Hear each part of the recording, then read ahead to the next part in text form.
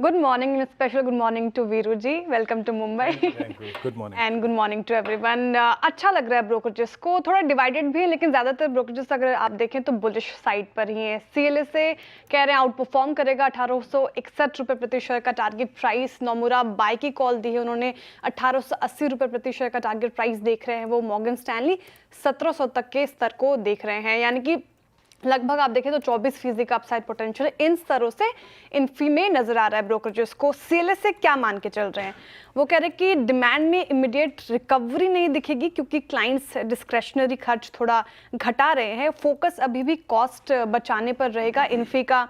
अब कंपनी मान के चल रही है कि AI एडॉप्शन से IT बजट्स बढ़ेंगे तो वॉल्यूम बढ़कर प्राइस प्रेशर बैलेंस होगा. लेकिन बिग पॉजिटिव जो यतिन जी अभी मेंशन कर रहे थे, लगातार CNBC आवाज पर सबसे पहले खबर देखी आपने कि 18,000 करोड़ का बाइक बैक 1800 रुपये प्रति शेयर पर बिग पॉजिटिव है. इससे क्या होगा तो सेकेंड हाफ में जो प्रेशर पड़ता स्टॉक पर वो कहीं ना कहीं अब उसको सपोर्ट मिलेगा.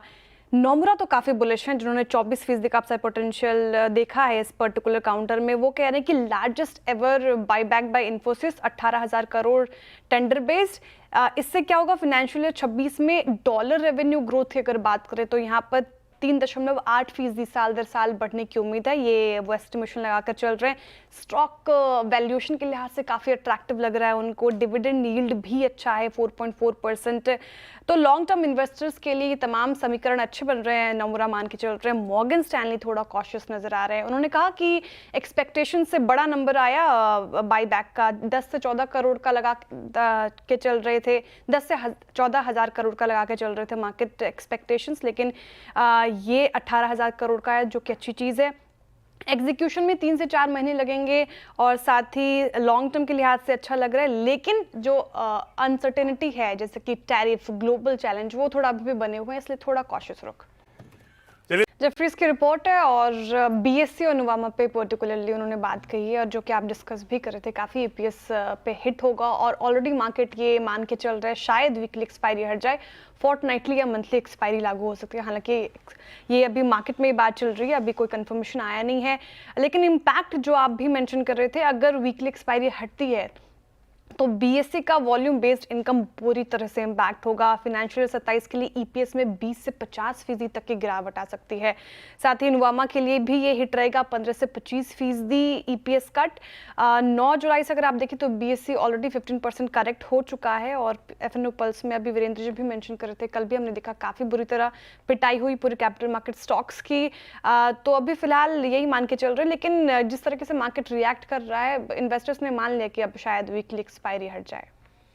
वीकली देखिए बिजनेस मॉडल शिफ्ट हो रहा है. काफी बुलिश रिपोर्ट है. जेफरीज की तरफ से रिपोर्ट आई. खरीदारी की राय 108 रुपये प्रति शेयर का टारगेट प्राइस, यानी कि लास्ट ट्रेडिंग प्राइस से अगर आप कंपेयर करें तो 22% का अपसाइड पोटेंशियल जेफरीज दिख रहे हैं GMR एयरपोर्ट्स में. क्या अच्छा लग रहा है तो वो कह रहे हैं कि इंडिया के एयर ट्रैफिक का आप देखें तो 28% GMR एयरपोर्ट्स ही हैंडल करती है. बिजनेस मॉडल शिफ्ट कर रही है कंपनी, जैसे सिर्फ यूटिलिटी ऑपरेटर नहीं रहेगी, अब डाइवर्सिफाइड कंज्यूमर प्लेटफॉर्म बन रही है. अब वैल्यूएशन मिक्स है, देखिए कंज्यूमर लिंक्ड बिजनेस जैसे कर रही है, duty free, retail, cargo, Aerocity, इसमें कॉन्ट्रीब्यूशन 80% का आ रहा है. तो ये अच्छी चीज़ मान के चल रहा है जेफरीज. ग्रोथ ड्राइवर्स रहेगी, न्यू DIAL टैरिफ लागू होगा, यानी कि दिल्ली इंटरनेशनल एयरपोर्ट पे जो टैरिफ होंगे उससे कहीं ना कहीं दाम चीज़ें बढ़ेंगी वहाँ पे. हालांकि जनता के जेब पर बोझ पड़ेगा लेकिन अर्निंग्स GMR एयरपोर्ट्स की अच्छी होगी, वो अच्छी चीज़ है. रेगुलेटरी साइड पर कुछ अपसाइड कैटलिस्ट नज़र आ रहे हैं. नोवामा को कैपेक्स कम हो रहा है, फ्री कैश फ्लो बढ़ रहा है, तो रेटिंग्स भी यहाँ पर सुधरती हुई नजर आ रही है. इसीलिए एक पॉजिटिव रिपोर्ट GMR एयरपोर्ट से जेफरीज की तरफ से. GMR एयरपोर्ट पर एक HSBC की रिपोर्ट है पेन सेक्टर को लेकर. वो कह रहे हैं कि फेस्टिव सीजन में डिमांड में रिकवरी देखने को मिल सकती है. अभी भी थोड़ा डिमांड मिक्स्ड है लेकिन डीलर्स को फेस्टिव सीजन से काफ़ी उम्मीदें हैं.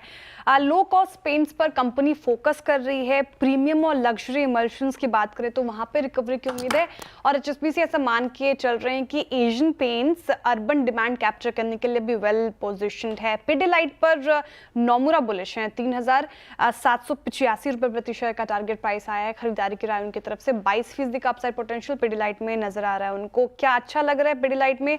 तो एडहेसिव्स यानी कि फेविकॉल एक्सेट्रा अभी भी वहाँ पे हाई ग्रोथ देखने को मिल रही है, हाई ग्रोथ कैटेगरी में है, क्योंकि इंडिया में पेनिट्रेशन अभी भी इनका काफ़ी कम है।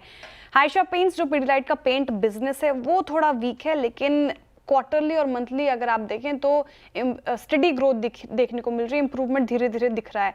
कंपनी की डबल डिजिट रेवेन्यू ग्रोथ की उम्मीद है, जो कि अच्छी चीज़ है। इसीलिए नोमुरा ने टारगेट रखा है कि डबल डिजिट वॉल्यूम ग्रोथ और एबिटा मार्जिन 20 से 24% के अपर एंड पर हो सकती है, इसलिए पॉजिटिव रिपोर्ट पिडिलाइट पर। लीजिए